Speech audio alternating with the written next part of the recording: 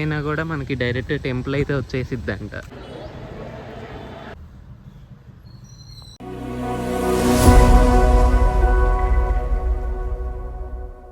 So hello మా, welcome back to another vlog. So ఈ వీడియోలో ఏంటి అంటే థంబ్నెయిల్ చూసారు కదా ఆల్రెడీ, భద్రాచలం అయితే వెళ్ళా ఒక్కడినే.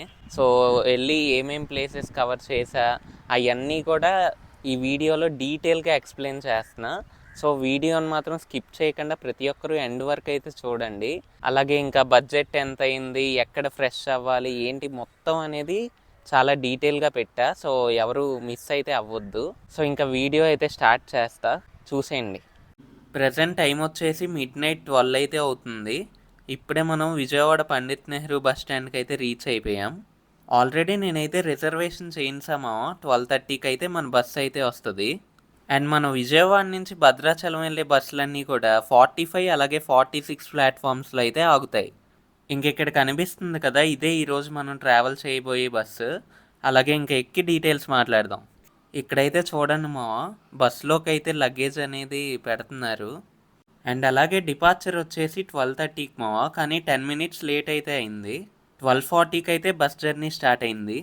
ఇంకా మన విజయవాడ నుంచి భద్రాచలం వచ్చేసి 184 kilometers అయితే చూపిస్తుంది. రీచింగ్ టైం వచ్చేసి 5:20 అని ఇచ్చారు, చూద్దాం. ప్రజెంట్ మనం వచ్చేసి కనకదుర్గ ఫ్లైఓవర్ మీద అయితే ఉన్నాం. ఎదురు మీకు కనిపిస్తుంది కదా కనకదుర్గమ్మ తల్లి టెంపుల్, అదే. అండ్ ఇంకా డీటెయిల్స్ విషయానికి వస్తే, బస్ టికెట్ వచ్చేసి నేను ఏపీఎస్ఆర్టీసీ వెబ్సైట్లో అయితే బుక్ చేశా. విజయవాడ నుంచి భద్రాచలం టికెట్ ఫేర్ వచ్చేసి 289 రూపీస్ అయితే పడింది. అండ్ మీకు ఇక్కడ ఎదురు ఒకటి ఫ్యాక్టరీ టైప్ అయితే కనిపిస్తుంది కదా, ఇది వచ్చేసి థర్మల్ పవర్ స్టేషన్ అనమాట. ఎన్టీటీపీఎస్ అని అయితే అంటారు. ఇది వచ్చేసి మనకి ఇబ్రహీంపట్నం సర్కిల్ దగ్గరలో అయితే ఉంటుంది. అండ్ ఇబ్రహీంపట్నం సర్కిల్ నుంచి స్ట్రైట్ వెళ్ళిపోతే హైదరాబాద్ హైవే, అండ్ అక్కడి నుంచి రైట్ కట్ అయితే మనం వెళ్తున్న భద్రాచలం హైవే అయితే స్టార్ట్ అవుద్ది. అండ్ మనం ఈరోజు ట్రావెల్ చేయబోయే రూట్ వచ్చేసి మైలవరం, తిరువూరు, కొత్తగూడెం, పాలవంచ, ఆ తర్వాత భద్రాచలం. అండ్ ఇంకా నైట్ జర్నీ కాబట్టి చూపించడానికి కూడా ఏం లేదు. మార్నింగ్ అయితే 5 అయింది టైము. ప్రజెంట్ మనం వచ్చేసి గోదావరి బ్రిడ్జ్ మీద అయితే ఉన్నాం. మేబీ సమ్మర్ సీజన్ అనేమో, వాటర్ అయితే మాత్రం అంత లేవు. అండ్ టెంపుల్కి వెళ్ళాల్సిన వాళ్ళు ఈ బ్రిడ్జ్ దాటగానే అయితే దిగిపోండి. అప్పుడు ఇంకా మనకి టెంపుల్ అనేది చాలా దగ్గర అనమాట. నేను ఇంకా లాంగ్ అనుకొని అనవసరంగా ఆటో అయితే ఎక్కా. 30 రూపీస్ అయితే తీసుకున్నాడు. వాకబుల్ డిస్టెన్సే, నడిచైనా సరే వెళ్ళిపోవచ్చు. ప్రజెంట్ టైం వచ్చేసి 5:30 అయితే అవుతుంది. ఇంకా టెంపుల్కి వెళ్ళకుండా ముందు డైరెక్ట్గా గోదావరికి అయితే వచ్చేసాము. ఇక్కడ ఫ్రెష్ అప్ అయ్యి టెంపుల్కి అయితే స్టార్ట్ అయిపోదాం. ఇక్కడైతే కళ్యాణ కట్ట అయితే ఉంది. ఎవరైనా మొక్కులు ఉన్నోళ్ళు అలాంటి వాళ్ళు గుండె అయితే చేయించుకుంటారు ఇక్కడ.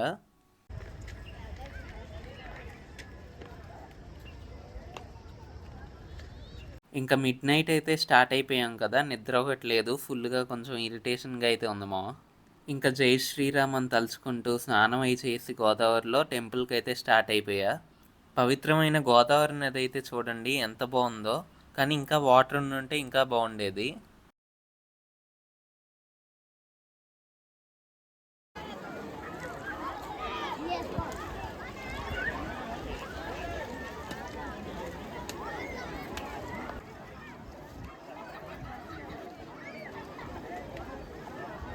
సో ఇప్పుడే ఫ్రెష్ అయితే అయిపోయాను మా, మొత్తం రెడీ అయిపోయా. ఇంకోటి ఏంటంటే బస్సు కూడా ఒక దగ్గర దింపాడనమాట.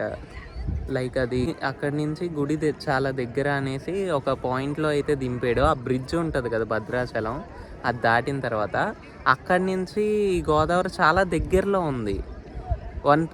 తర్వాత చూసా నేను 1.1 kilometer ఉంది, దానికి 30 రూపీస్ అయితే తీసుకున్నాడు అయ్యా.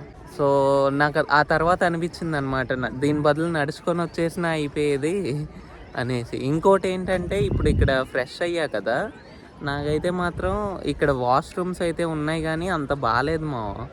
బెటర్ ఏంటంటే నీట్గా ఒక ఫ్యామిలీతో వచ్చినట్టయితే ఖచ్చితంగా రూమ్ అలా తీసుకోండి. ఇంకోటి ఏంటంటే టెంపుల్కి సంబంధించిన రూమ్స్ కూడా అయితే ఉంటాయి కదా, సో అవైతే తీసుకోండి బెటర్. ఇక్కడ బాగానే ఉంటుంది కానీ నాకెందుకో అంత కంఫర్టబుల్గా అనిపించలేదు. ఇంకా ఎలాగో ఒక్కడనే వచ్చా కదా, ఇంకెందుకులే అని చెప్పి ఇక్కడే ఫ్రెష్ అప్ అయిపోయా. సో ఇంకా నెక్స్ట్ మనం వెళ్ళబోయే ప్లేసెస్ వచ్చేసి ఇప్పుడు టెంపుల్కి అయితే వెళ్ళాలి. టెంపుల్కి వెళ్ళి దర్శనం చేసుకొని ఆ తర్వాత ఇక్కడ పర్ణశాల అయితే ఉంది. 37 కిలోమీటర్స్ ఎంతో చూపిస్తుంది. సో అక్కడికి ఎలా రీచ్ అవ్వాలి ఏంటనేది ఫుల్గా డీటెయిల్గా కనుక్కొని మీకు కూడా చెప్తా నేను. సో ఇంకా వెళ్ళిపోదామా. కానీ వ్యూ మాత్రం బాగుంది మామ. ఇక్కడ బ్యాక్ సైడ్ చూడండి, ఫుల్గా జనాలు అయితే ఉన్నారు. అందుకే ఇటు వచ్చేసా, కొంచెం ప్రశాంతంగా ఉంది. గోదావరి నుంచి ఇంకా టెంపుల్కి అయితే స్టార్ట్ అయిపోయా. అలాగే అక్కడ బొట్టు అయితే పెడుతున్నారు. ఇక్కడ మీకు విగ్రహం అయితే కనిపిస్తుంది కదా, ఈయనే శ్రీరామదాస్ గారు. ఈయన వచ్చేసి శ్రీరాముడికి పరమ భక్తుడు అనమాట. ఈ రామాలయాన్ని నిర్మించింది కూడా ఈయనే. ఇప్పుడు మీకు చూపిస్తుంది వచ్చేసి టెంపుల్కి బ్యాక్ సైడ్ వ్యూ అనమాట. ఇది కరెక్ట్గా ఈ వ్యూకి ఎదురే ఇక్కడ మీకు లైనుల్లా అయితే కనిపిస్తుంది కదా, సీతారాముల కళ్యాణం అయితే ఇక్కడే చేస్తారనమాట గుడి బయట. దర్శనానికి వెళ్ళే ముందు చెప్పులు అలాగే మీ దగ్గర ఉన్న బ్యాగ్స్ అన్నీ ఇక్కడే పెట్టేయాలి. ఇంకా మొబైల్స్ అయితే మాత్రం స్ట్రిక్ట్లీ నాట్ అలౌడ్. నేనైతే 100 రూపీస్ దర్శనానికి అయితే వెళ్ళామా. టైం వచ్చేసి 1 అవర్ అయితే పట్టింది. అలాగే ఇక్కడ మీకు కనిపిస్తుంది కదా, ఇది వచ్చేసి ప్రసాదం కౌంటర్. చాలామంది దర్శనం అయిపోగానే ఇంకా పర్ణశాలకి అయితే స్టార్ట్ అయిపోతారు. కానీ ఇక్కడ ఇంకా చూడాల్సినవి ఉన్నాయి. ఏంటో చెప్తా పదండి. ఇక్కడ రామాలయమే కాకుండా శ్రీరామదాస్ గారి ధ్యాన మందిరం కూడా అయితే ఉంది. సో మీలో ఎంతమందికి తెలుసో కింద అయితే కామెంట్ చేయండి. టెంపుల్ నుంచి అక్కడికైతే స్టార్ట్ అవుతున్నా. మీ ఎవరికైనా అడ్రస్ కావాలంటే అక్కడ లోకల్ వాళ్ళని అడగండి, వాళ్ళే డీటెయిల్గా చెప్తారు. బైక్ మీద ఎవరైతే వస్తారో ఇప్పుడు నేను రూట్ అయితే చూపిస్తున్నా కదా, ఇటు నుంచి అయితే రండి. ఇంకో రూట్ అయితే ఉంది, మెట్ల మీద నుంచి నడుచుకొని వెళ్ళాలి. మ్యాక్సిమం నార్మల్గా వచ్చిన వాళ్ళు ఆ వేలో అయితే వెళ్ళండి. నాకు తెలియక ఈ రూట్లో అయితే వచ్చేసా. ఇక్కడ మీకు సందు అయితే కనిపిస్తుంది కదా, ఈ సందులోకి అలా పైకి వెళ్ళాలన్నమాట కొండ మీదకి.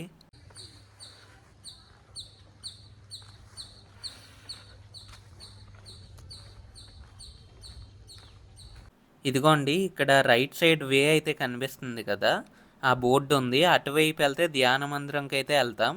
అలాగే నేను ఇప్పుడు లెఫ్ట్లో మీకు ఒక రూట్ చూపిస్తున్నా కదా, ఇదైతే గుర్తుపెట్టుకోండి. ఆ చిన్న సందు ఏదైతే కనిపించిందో అటువైపే దగ్గర అనమాట నడుచుకొని వెళ్ళే వాళ్ళకి. నేను రిటర్న్ వెళ్ళినప్పుడు మీకు క్లారిటీగా చూపిస్తా. అలా నడుచుకొని పైకి వచ్చేస్తే ఇక్కడే టెంపుల్ అయితే కనిపిస్తుంది. శ్రీరామదాస్ గారి ధ్యాన మందిరం అని చెప్పా కదా, అది ఈ టెంపుల్ పక్క పక్కనే ఉంటాయి. ఆ ధ్యాన మందిరం అయితే ప్రజెంట్ అయితే ఓపెన్లో లేదంట. ఇంక ఈ గుడిలో దర్శనం చేసుకొని రిటర్న్ అయితే స్టార్ట్ అయిపోదాం.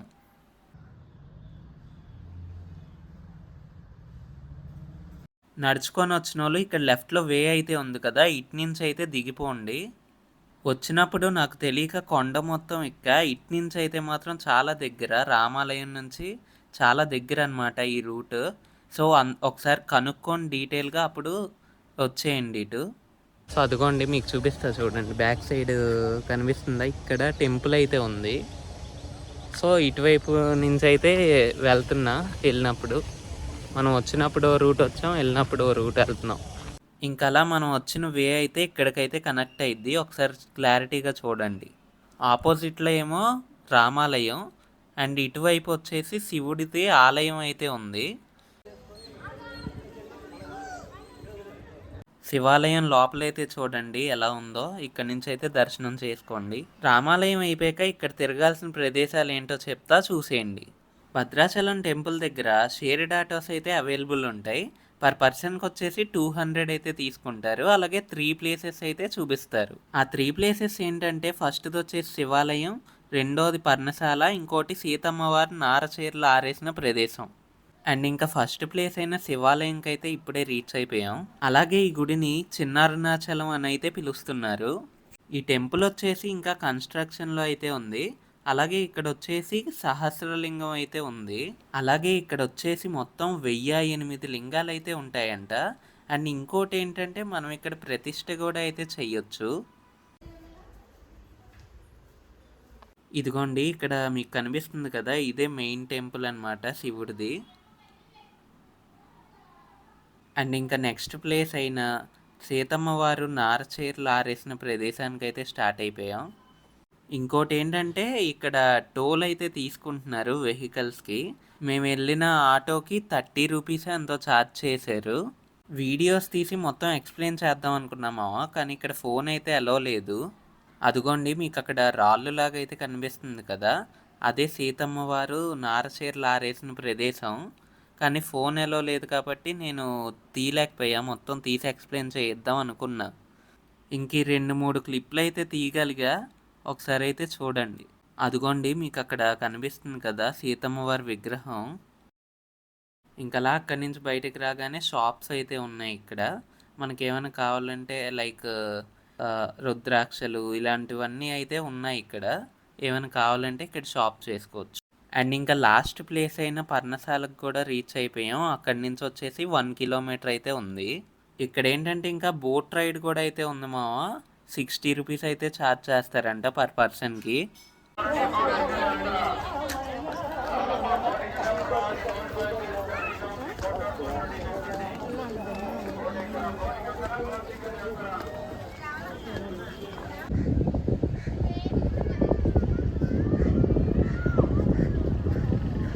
ఇంకా పర్ణశాల దగ్గరకు కూడా అయితే రీచ్ అయిపోయాం. ఒకప్పుడు మొబైల్స్ ఎలో ఉండేది, ఇప్పుడైతే ఎలో లేదు. స్ట్రిక్ట్గా అయితే చూస్తున్నారు. సో ఇక్కడైతే పెట్టేయాలి. లోపలైతే ఇలా ఉంటుంది. సీతమ్మ వారిని రావణాసురుడు ఎలా అపహరించాడు మొత్తం ఉంటుంది. సో అది ఇక్కడితో అయితే 3 ప్లేసెస్ అయితే ఇంకా కవర్ అయిపోయాయి. ఈ మహాపుణ్యక్షేత్రమైన భద్రాచలం శ్రీరాముణ్ణి దర్శనం చేసుకోవడంతో మనసు మాత్రం చాలా ప్రశాంతంగా ఉంది. ఇంక ఈ 3 ప్లేసెస్ అయితే కవర్ చేస్తాం కదా. ఇంకా రిటర్న్ భద్రాచలం అయితే స్టార్ట్ అయిపోయా. భద్రాచలం రీచ్ అయ్యాక ఇంకా భద్రాచలం నుంచి మళ్ళీ కుకునూర్ అనే విలేజ్కి అయితే స్టార్ట్ అయ్యా. సో ఆ వీడియోస్ అన్నీ కూడా షార్ట్స్లో అయితే అప్లోడ్ చేస్తా, చూసేయండి. సో వీడియో అయితే చూసారు కదా మామ, ఎలా అనిపించిందో కింద అయితే కామెంట్ చేయండి. అలాగే ఇంకేమైనా కొత్త కంటెంట్ ఏమైనా కావాలా అలా సజెషన్స్ అయితే ఇవ్వండి. మ్యాక్సిమం చేయడానికి అయితే ట్రై చేస్తా. ఫుల్ అసలు మా విజయవాడలో మాత్రం ఎండ మామూలుగా లేదు, ఒక రేంజ్లో ఉందన్నమాట. మొత్తం సన్న బ్రో, అసలు మామూలు కాదు. సో ఇంకా అది మా వీడియో అయితే నచ్చిందని అనుకుంటున్నా. సో నచ్చితే మాత్రం ప్లీజ్ లైక్ చేయండి, అలాగే షేర్ అండ్ సబ్స్క్రైబ్ కూడా చేసేయండి. ఇంకా మంచి వీడియోస్తో మళ్ళీ కలుద్దాం.